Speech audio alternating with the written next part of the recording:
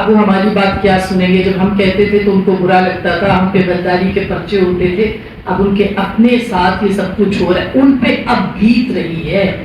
تو ان کو پتہ چلا ہے کہ جب ہم بات کرتے تھے تو وہ کیا بات ہوتی تھی. مجھے موقع ملا کچھ عرصہ پہلے جب باجوہ کے آخری دنوں میں انہوں نے ایک انٹریکشن رکھا. ہم جیسے رامدہ درگاہ کو بھی بلایا، کیونکہ ہمیں تو بلا کے نہیں بٹھایا جاتا تھا. 5-5 گھنٹے 7-7 گھنٹے ہم سے مشورے بھی نہیں ہوتے تھے الحمدللہ. تو میں نے یہ سوال کرنے کی جرت کی وہاں پہ کہ یہ جو کچھ آپ آج ہو رہا ہے باجوہ صاحب، یہ جو ناکامی ہوتی ہے یہ بچے دیتی ہیں، کامیابی بھانج. آپ ناکامی آپ نے پیدا کی ہے، وہ بچے دے رہی ہیں. کل تک ہم پہ غداریوں کے فتوے لگ رہے تھے، آپ تالی بجاتے تھے، کہتے تھے شاباش اور کرو. اب آپ کے اوپر بھی غداری کے فتوے لگ رہے ہیں. تو ہم نے یہ جواب کسی کے پاس نہیں تھا. جواب کیا ہوتا؟ ناکامی بے خاموش ہوتی ہے، ناکامی کے پاس کوئی جواب نہیں. لیکن اس کی قیمت مجھے اور اس ایوان میں، اس جگہ اور اس ملک میں بیٹھے ہوئے ان ہزاروں نوجوانوں کو بھگتنا پڑے گی جن کے لیے جمہوریت کے معنی بدل دیے گئے. ہمیں ایک طرف آمریت کا سامنا ہے اور دوسری طرف فسطائیت کا سامنا ہے. ہمیں یہ سمجھ نہیں آ رہی کہ جمہوریت تو مر چکی ہے، اب ہم آمریت کے پاس جائیں یا فسطائیت کا رستہ دیکھیں. ہمارے سامنے آئین پسندی کا معنی شخصیت پرستی رکھ دیا گیا ہے. کس کو کہیں کہ جس آئین کی بات کرتے تھے وہ آئین تو فرد واحد کے نام منسوب ہو چکا، اور جب وہ مقبولیت کا بھیس بارے پہنے وہ قبولیت اب سامنے آپ کے آ چکی ہے، تو آپ جو ہے وہ کہتے ہیں کہ ایسا نہیں ہونے دیں. جناب جمہوریت کے معنی بدل گئے، آزادی رائے کے معنی بدل گئے، آپ کے سارے پروجیکٹ ناکام ہو گئے. آپ نے جو جن نکالے تھے ان کو اب واپس ڈالتے ہوئے آپ کو دقت ہو رہی ہے.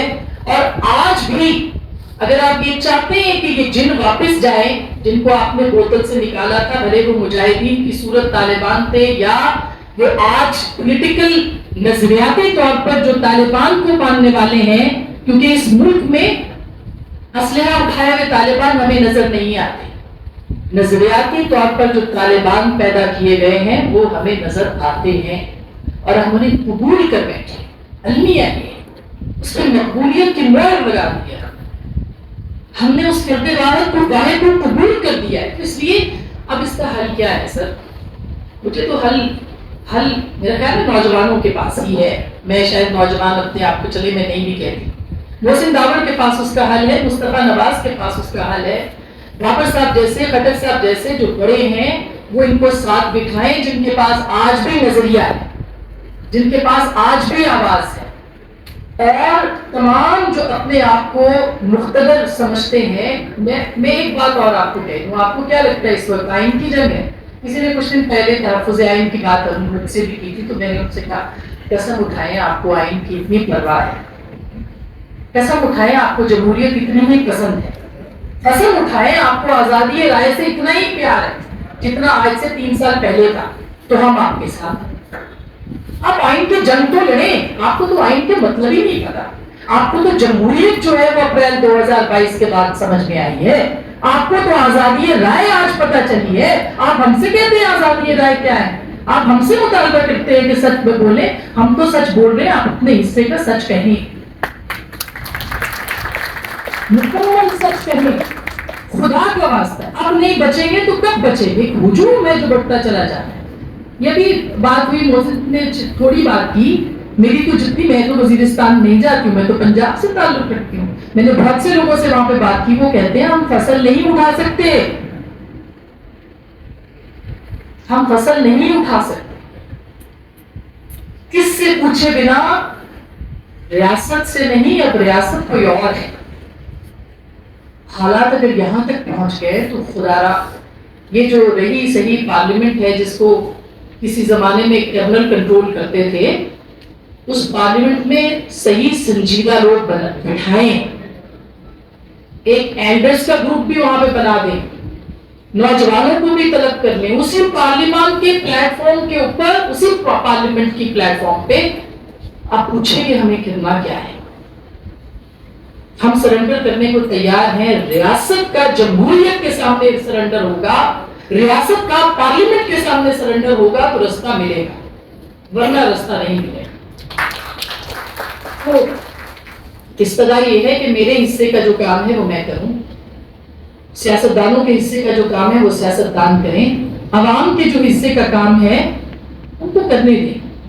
اگر وہ کسی شخصیت پرستی میں ہی ہیں لیکن وہ صحیح کو صحیح سمجھ سکتے ہیں, غلط کو غلط کہہ سکتے ہیں, تو یہ بھی کوئی بری بات نہیں ہے. ان کو ان کا حق ضرور دیں, پھر وہ جس کو مرضی منتخب کریں. اور یہ جو ایک میں بہت اجازت کے ساتھ میں کہتی ہوں کہ بابر صاحب جیسے اور کٹک صاحب جیسے گلیری صاحب جیسے لوگوں کی, اور کہ یہ جو سوشل کانٹریکٹ ہے 1973 کا, یہ سوشل کانٹریکٹ ایک نیتی کے ساتھ بنایا گیا تھا, مگر مجھے محسوس یہ ہوتا ہے کہ اب ایک نئے سوشل کانٹریکٹ کی ضرورت ہے جس میں جمہوریت کو یہ نہ ہو کہ آرٹیکل 19 کے اندر ہی پابندیاں لگا دی جائیں. اور میں ایک گھنٹوں بول سکتی ہوں کہ کب کب جو ہے وہ چیزیں جس طرح سے خراب کی گئی ہیں اس کو صحیح کرنے کے لیے اب آپ کے پاس وقت نہیں ہے, بالکل وقت نہیں ہے. تو یہ سب بیٹھیں اور ایک وے فارورڈ دیں, ایک رستہ دیں, اس رستے کے اوپر بات کریں. یہ جو مارا ماری ہے یہ ختم کریں. میں بھی وزیرستان جا کے اسی طرح سے رپورٹ کروں جس طرح سے میں اس پنجاب کے کسی شہر سے بات کرتی ہوں. پنجاب یہ سینٹرل پنجاب اور پنجاب نہیں ہے, پاکستان نہیں ہے. پاکستان وہ وزیرستان بھی ہے. پاکستان یہ آپ کے تمام جو علاقے ہیں آپ کے بلوچستان کے وہ بھی ہیں. ہمیں اجازت ہو کہ ہم وہاں جائیں, ہم بات کر سکے لوگوں کی. جب تک وینٹیلیشن نہیں ہوگی, جب تک لوگوں کی آواز صحیح معنوں میں نہیں پہنچی جائے گا, جو لوگ سمجھتے ہیں نا کہ پاکستان کے بلوچستان میں بھی عوام رہتی ہے, سندھ میں بھی عوام رہتی ہے, ان علاقوں میں بھی خیبر پختونخوا کے عوام رہتی ہے. عوام صرف یہ پشاور سے جو ہے نا وہ لاہور تک نہیں ہے, یا پشاور سے سیالکوٹ تک عوام نہیں ہے, عوام ان کے ارد گرد ہے. ان کی رائے کو بھی شامل کیا جائے. جب تک یہ رائے شامل نہیں ہوگی تب تک آپ کے یہاں نہ جمہوریت آئے گی نہ آئین پسندی آئے گی. لیکن اس طرح ہے کہ وقت کم ہے, مقابلہ بہت سخت ہے. بہت شکریہ. بلکہ اس کتاب کے اندر یہ شکوہ نہیں, اس کے اندر جو ہے وہ ایک پوری کمپلینٹ ہے میڈیا کے خلاف, اور وہ ایک FIR ہے ہمارے اوپر کہ ہم نے ان کی واقعی بات نہیں سنی. آج بھی محسن داوڑ صاحب کو ہم ٹی وی پہ شاید نہیں بلا سکتے. ہم پہلے بھی بلانے کی بات کرتے تھے تو ہمیں منع کیا جاتا تھا, یہ اس میں کوئی دو رائے نہیں, یہ جھوٹ کیوں نہیں. کبھی کبھی تو کوئی ایسی ہم بات خود بھی کر دیتے تھے تو پروگرام کے بیچ میں کر دیتے تھے, اب بھی کرتے ہیں. مگر میں یہ نہیں کہتی کہ پہلے سے حالات بدلے, لیکن اب تو سب کو اپنی اپنی پڑی ہوئی ہے. میرے خیال میں نہ اس وقت ہمیں وہ ریاست کی طرف سے وہ موٹیویشن نظر آ رہی ہے, نہ ان کا وہ انٹرسٹ نظر آ رہا ہے کہ بھئی یہ جو دہشت گردی پھیل گئی ہے اور آدھا صوبہ انہوں نے ٹیک اوور کر لیا ہے, اس کا ہم کیا حل نکال لیں گے. تو اس کا پھر مقصد دوسرے معاملے پر یہ ہے کہ ہم اس پورے گیم کا حصہ ہیں اور یہ ہم سب کچھ ڈیلیبریٹلی ہونے دے رہے ہیں تاکہ جو ویسٹرن ڈیزائن ہے اس کو پائے تکمیل تک پہنچا سکیں.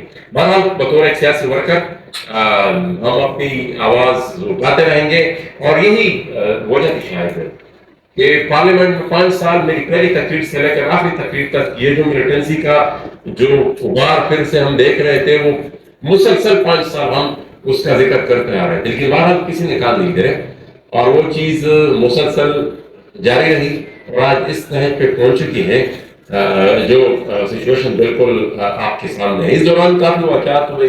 خبر کمر کا واقعہ ہوا جس میں ہمارے 15 ساتھی شہید ہوئے. اس کے بعد اسی اپنے ساتھی کی شہادت کے پاداش میں اور علی وزیر پھر کافی عرصے جیل میں رہے.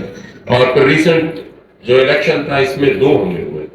ایک حملہ انیشلی طالبان نے کیا اور وہ بھی ایک سچویشن میں تھا جس میں ہمارے ساتھی اور ان کے مابین تقریباً کم بیش 2 گھنٹے کی لڑائی جاری رہی, اور پولیس وہ آئی اور انہوں نے جو تھی ہمارے ساتھ انہوں نے, لیکن اس کے باوجود جو بنیادی طور پر وہاں پر فورس آن گراؤنڈ ہے جس نے ساری پہاڑوں کی چوٹی پر قبضہ کر رکھا ہے، وہ فوج ہے. وہ بالکل ایسی غافل رہی اس پورے پروسیس میں تھی. 2 گھنٹے کوئی لڑائی لڑ رہا ہے اور آس پاس پہاڑوں سے فائرنگ ہو رہی ہے، اور ساری پہاڑوں کی چوٹیاں وہاں پر پولیس کی کنٹرول میں تو ہے نہیں، وہ تو ان کی کنٹرول میں ہے. اور وہاں پر کافی کالز بھی گئی پولیس کی طرف سے ان کو، لیکن کوئی رسپانس نہیں آیا. تو بہرحال میں سمیٹوں اس کے بعد پھر دوسرا جو حملہ ہوا وہ الیکشن کے تیسرے دن تھا، جب ہمیں یہ محسوس ہوا کہ اب ٹیمپرنگ ہو رہی ہے اور ریگنگ کے جو پری پول طریقے تھے وہ ہم سب نے ناکام بنا دیے، اور اب وہ اس کے بعد نئے طریقے ڈھونڈ رہے ہیں، اور وہ اس کے اگینسٹ جب ہم نے پروٹیسٹ شروع کیا تو اس کے بھی اندر گن فائرنگ ہوئی، اور مجھ سمیت ہمارے 15 ساتھی زخمی ہوئے، اور 4 ہمارے ساتھی اس میں شہید ہوئے. اور اس کی بھی فائدہ میں پیرا فائر ہمارے اوپر ہی کرتی کہ بھائی آپ لوگ ہماری گولی کا نشانہ کیوں بنے. تو یہ سچویشن میرے خیال میں اور کچھ نہیں تھا، صرف یہی تھا کہ ہمارے اس پورے ریجن کے حوالے سے جو اسٹیٹ پروپیگنڈا ہو رہا تھا یا جو اسٹیٹ نیریٹو بلڈ ہو رہا تھا، ہم اس کو کاؤنٹر کر رہے تھے ود ان دا پارلیمنٹ بھی، with in the national security meetings بھی، with in the national international media بھی، ہر طرف ہم ان کو کاؤنٹر کر رہے تھے. تو شاید وہ ایک اسپیس اس لیے آکوپائی کر رہی تھی، ہماری آواز اور ہمارا نیریٹو بھی سب کو پتا تھا کہ بھائی یہ ایک فرسٹ ہینڈ انفارمیشن وہاں سے لے کر آ رہا ہے، وہاں کے الیکٹڈ ریپرزینٹیٹیو ہے، تو اس میں بات میں وزن ضرور ہوگا، مطلب کوئی اس کو بغیر کسی ریزن کے ڈینائی کر نہیں سکتا تھا. ادروائز تو یہ ہے کہ وہ ہمارے پورے ریجن کے حوالے سے جو بات وہ کرتے تھے بس پر وہ ہر آخر ہوتی تھی، نہ پھر کوئی سیاسی پارٹی اس کو ریکارڈ کرتی تھی، نہ اس پہ کوئی آرگومنٹ ہوتی تھی. تو فیلحال آپ میں کوئی سوال ہو کہ اس کی بھی ہم جواب دیں گے. فی الحال میرے خیال میں اتنا ہی شروعات میں، کیونکہ ہماری خواہش یہ ہوگی کہ ہمارے جو آج کے پینلسٹ ہیں وہ اس پر تفصیلی روشنی ڈالیں. بہت شکریہ. Thank you. اس کو 2 ہی لوگ سمجھتے ہیں اس پورے ایشو کو. ایک بلوچ سمجھتا ہے اور ایک پشتون سمجھتا ہے، کیونکہ وہ دونوں اس وقت ایک جیسی، بالکل ایک جیسی، آپ داور کی کتاب کے ہر صفحے کو اٹھائیں. اب جیسے میں چونکہ میرا براہ راست تعلق بلوچستان سے ہے تو میں نے ہر صفحے پہ یہی محسوس کیا کہ انہوں نے بلوچستان کی درد کی کہانی بیان کی ہے. یعنی کہیں ایسا نہیں لگا کہ وہ کچھ اور کہہ رہے ہیں. اور جب ہم یہاں اسلام آباد میں آتے ہیں، یہ بڑے ایوانوں میں جو ہمیں پکارا جاتا ہے، یہاں سینیٹر جان آ جائے، سینیٹر دیگر دوستوں کا نام آتا ہے، آپ یقین کریں کہ ان ایوانوں میں جب ہم بیٹھے ہوتے ہیں بڑی شرمندگی بھی ہوتی ہے اور تعجب بھی ہوتا ہے کہ ہم سارا دن نن ایشوز پہ بات کر رہے ہوتے ہیں. یعنی وہ جو یہاں کے بنیادی مسائل ہیں، مشکلات ہیں، دہشت گردی ہے، ڈس اپیرنس ہے، لوگوں کو مارنا ہے، اس پہ کوئی بات کرنے کو تیار ہی نہیں ہے. کیونکہ ریاست کی سب سے بڑی کوشش یہ ہوتی ہے کہ لوگوں کے ہاتھ میں اسلحہ دے. جب بھی جس کے ہاتھ میں اسلحہ آیا، نوجوان سمجھتے ہیں کہ جب ہاتھ میں اسلحہ آ جاتا ہے تو ان کے ہاتھ میں طاقت آ جاتی ہے. ہم یہ بات اچھی طرح جانتے ہیں اور ہسٹوریکلی جانتے ہیں اور بڑی ڈیپ اچھی طرح اس کو جانتے ہیں کہ جب آپ نے اسلحہ ہاتھ میں رکھا تو آپ کی طاقت ختم ہو جاتی ہے. تو آپ کو مارنا، آپ کو دھکا دینا، آپ کو آپ کے خلاف کارروائی کرنا بہت ہی آسان ہو جاتا ہے. سیم چیزیں ہیں یہاں طالبان ہیں. جس طرح محسن صاحب نے کہا، اس وقت میں نیشنل پارٹی کا سیکرٹری جنرل ہوں. آپ حیران ہوں گے کہ ابھی تک نیشنل پارٹی کے 60 سے زیادہ لیڈرشپ کے دوست مرکزی لیڈرشپ کے دوست، عام دوست، ہمارے آزادی پسندوں ہی نے انہی کی وجہ سے مارے گئے. ریاست الگ ہے کہ ہمارے خلاف سازشیں کرتا رہتا ہے. تو میں سمجھتا ہوں کہ یہ جو محسن نے جن ٹھیک ہے، یہ ان کو پڑھنا بہت تکلیف دہ ہے ہمارے حکمرانوں کے لیے یا ہماری بیوروکریسی کے لیے، ہماری مقتدرہ کے لیے، لیکن یہی راستہ ہے. یہ ایک ہی راستہ ہے. وہ راستہ ہے کہ آپ مفاہمت کی ایک قومی مفاہمتی پالیسی کی جانب جائیں. بلوچستان میں بھی اس کی بڑی ضرورت ہے. یہ آپ جتنے بچے اٹھا کے لے جاؤ گے، جتنے بچے مارو گے، جتنے لوگ گرفتار کرو گے، اور جس طرح کے بھی یہ جو الیکشنز ہوئے ہیں، آپ حیران ہیں. میرے خیال میں ہر ایک اپنے ہم نے جو قریب سے دیکھا بلوچستان میں، ہم نے ایسی الیکشنز نہیں دیکھے. پہلی بار دیکھے ہیں کہ پورے کا پورا الیکشن سودا ہوا، پورے کا پورا الیکشن سودا ہوا. یعنی ایک ہوتا ہے کہ یہ بھائی ایسے لوگ ہیں جو ان کے ساتھ ہیں، ٹھیک ہے ساتھ ہیں. زیادہ تر جو اس وقت بلوچستان میں نمائندگی کر رہے ہیں، زیادہ تر سمگلرز ہیں جو کوئی افورڈ نہیں کر سکتا. اتنا پیسہ کسی کے پاس نہیں ہوتا کہ ایک صوبائی اسمبلی کے لیے ایک 1.5 ارب روپے لگائے. ایک 1.5 ارب روپے، 2 ارب روپے ہم میں سے سیاسی ورکر کسی کے پاس بھی نہیں ہوتا. ہم نے جتنی محنت کی اور جتنی آرگنائزیشن کی، جتنے لوگ اکٹھے کیے، آپ حیران ہوں گے کہ ہماری ریاستی اداروں نے ایک ہی رات میں اس پورے نتیجے کو ہی تبدیل کر دیا. کوئٹہ میں 9 سیٹیں ہیں، 9 صوبائی اسمبلی کی اور 3 قومی اسمبلی کی سیٹیں. اب یقین کریں، تینوں قومی اسمبلی کی سیٹیں اور 9 کے 9 صوبائی اسمبلی کی سیٹیں